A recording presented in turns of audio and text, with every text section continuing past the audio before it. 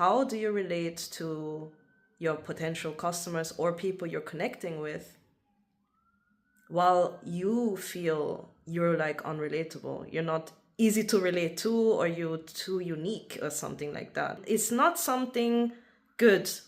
It's not. In a business sense, it's not. That's why we notice that everything that's commercialized nowadays becomes, it has a certain flavor to it, which is basically flavorless. If you compare it to a meal, if you have a meal that is like very spicy or like very particular, you will have people who really love it, and then you will have people who they don't like it because of it, right? But if you make something bland, it can appeal to the masses. So that's where I'm at. I'm not a bland person. I'm not a person who does something everybody else does, which has good sides and bad sides, right? And you're probably also a unique individual deep down. When you decide to be authentic, you're gonna notice that there's nobody like me. And that's a good thing. But then at the same time, we have to balance this with being relatable, with connecting, because we have to find common grounds with people. We have to connect somehow. Otherwise, we're not going to make any money. Like, if you're making something so specific that nobody wants it, you're not going to be successful. So I always found myself to be outcasted by society because I was so different. And while it has benefits to be unique, again, there has to be some balance. So I'm going to just share like a little vlog, and excuse the background because I'm walking through London. I'm sharing basically a big insight I had to not be stuck in your head, be stuck with too many barriers, to make our dreams a reality and to make them lucrative as well. So I hope you enjoy. Excuse if the audio is a bit annoying sometimes. I will work on that. Bear with me. I still think it has a lot of value, so I just wanted to post this anyways. Let me know what you think in the comments, like the video, and all of this nonsense that I hate saying. I didn't know therapy would help me so much with my business, which is exactly why I wanted to do it, because it's not just about procrastination. It's the old issue of not feeling good enough or comparing yourself with established brands or influencers or whatever, you know? And if you don't fit in, or if you don't fit the typical look, style, whatever, age group, you feel out of place. I work for a small family business. Basically, we revamped the story of the brand, like how did the brand start and all of these things. And I had a customer, he's like, who is talking, who is telling this story? And I scrolled to the bottom and I told him it's her name, you know. And he was like, oh, where is she, like where's her face, you know? He wanted to see her face. And that was the thing, like she wanted to hide it. She doesn't feel confident. She feels like she's too old to show her face or whatever. And it doesn't matter what the problem is. Maybe you feel like you don't feel good about yourself in any type of way, and that's why you don't show yourself. And then I have the opposite thing where I'm like, well, I'm gonna be the face of the brand. I'm gonna show myself all the time. But it has the same issue. Like, it doesn't matter what you decide. If you make it about you all the time, that's not what it's about. You get me? I'm gonna explore this topic in this video, and you're gonna understand what I mean. And it's very crucial to understand this for our whole lives, because we have a tendency to focus on these things, but at the end of the day, it matters to a certain degree, but it can easily just take away all our attention. So if the people you're selling to or the people you're connecting with have similar interests or specific interests because of what you're doing, you should cater to that, right?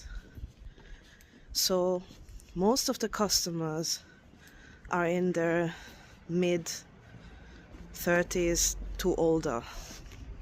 So they're not Gen Z or whatever, right?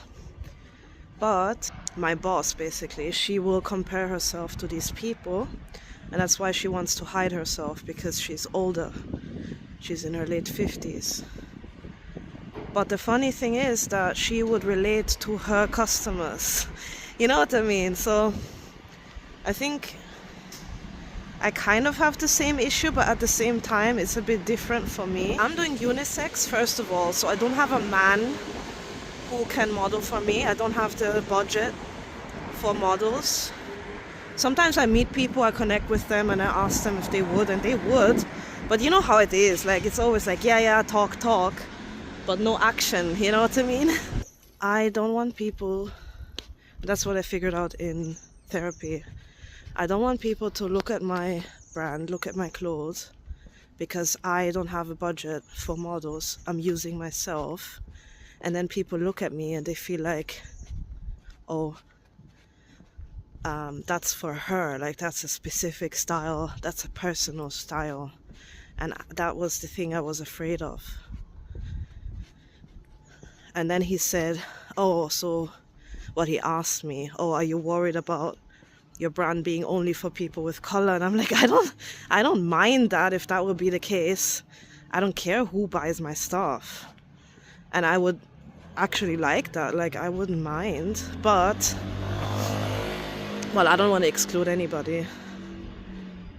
But in case of niching down, I'm not saying it's a bad idea, but a lot of black people, for example, they're just not my size, okay?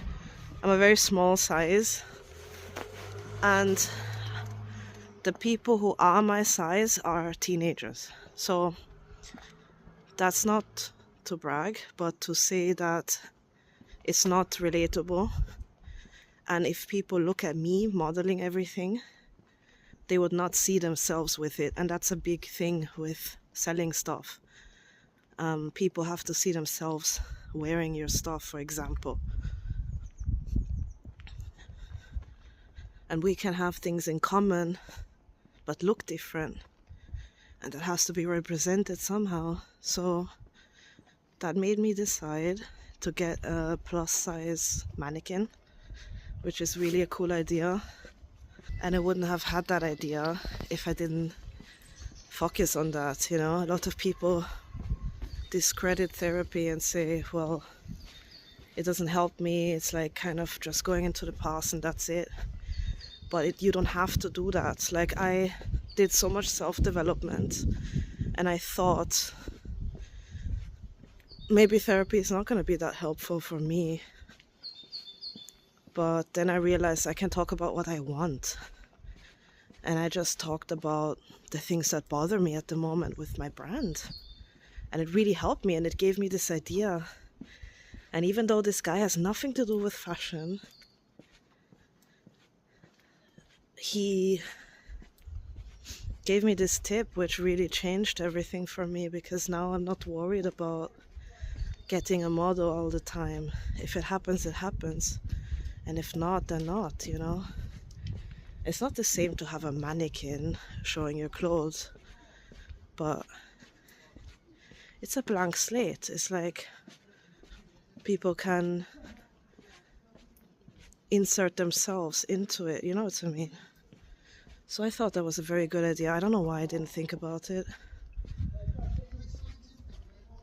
And now I have way less pressure, and this all comes down to the point I wanted to talk about in this video. When we do things like this, maybe social media, maybe in real life, having friends or relationships, if it's all about us, there's a real issue here, because it never ends well, you know what I mean? We all have too much like insecurities and other things going on, even if we develop ourselves. if we focus on us, like, where's the connection there, you know? And if you want to have a community or have a relationship, whatever it is, like, it's such a big thing in life. Even if we focus on ourselves, meaning well, like, we want to make sure that we're good enough, we want to make sure that there's nothing we have to work on and stuff like that. It's way more beneficial if we focus on the other person. Like, what I'm talking about in my business is something you can transfer to real life. Like, I was so occupied with myself and I felt stuck. That is the thing, I felt stuck. But then, just through talking about it, my therapist was like, well, is your brand for like fit people, for example, or whatever?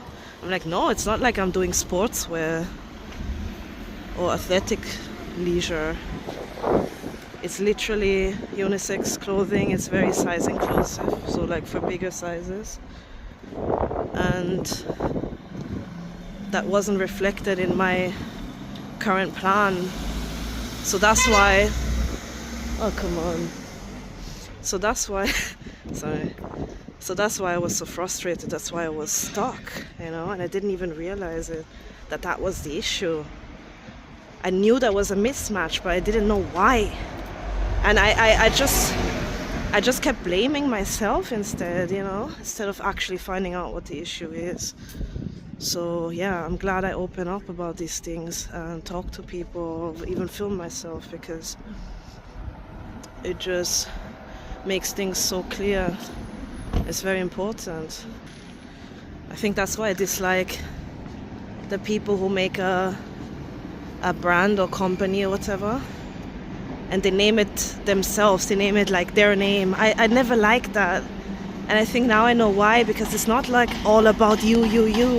It's about the customer. It's about the other person. It's about connecting. And connecting takes two.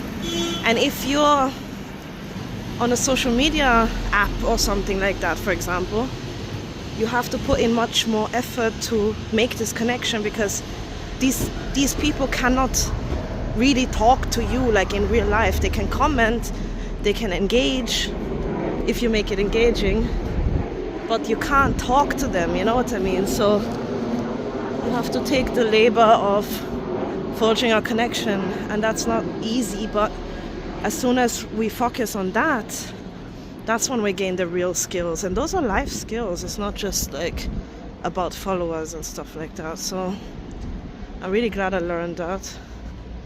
And yeah, we're gonna continue on this journey together. So thanks for your time and see you soon.